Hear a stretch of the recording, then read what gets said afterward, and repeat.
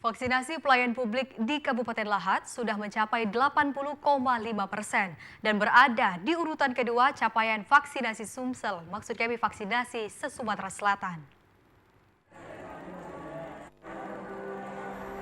Setelah sukses melakukan vaksinasi tahap pertama dengan capaian 128,1% tertinggi di Sumsel, Dinas Kesehatan Kabupaten Lahat terus mengkebut mempercepat pencapaian vaksinasi tahap kedua yang ditujukan kepada pelayan publik. Kepala Bidang Pencegahan dan Pengendalian Penyakit Dinas Kesehatan Kabupaten Lahat, Aiwa Marlina, mengatakan saat ini vaksinasi pelayan publik sudah mencapai 80,5% atau sebanyak 17.320 pelayan publik yang sudah divaksin.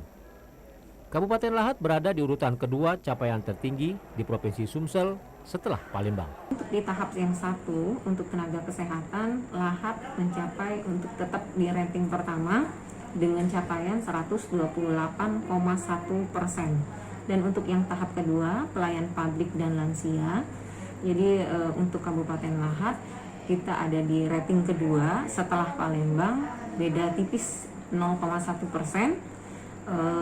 Dengan persentase 80,5%. Dari Kabupaten Lahat, Rivaldo Putrawansah, TVRI Sumsel melaporkan.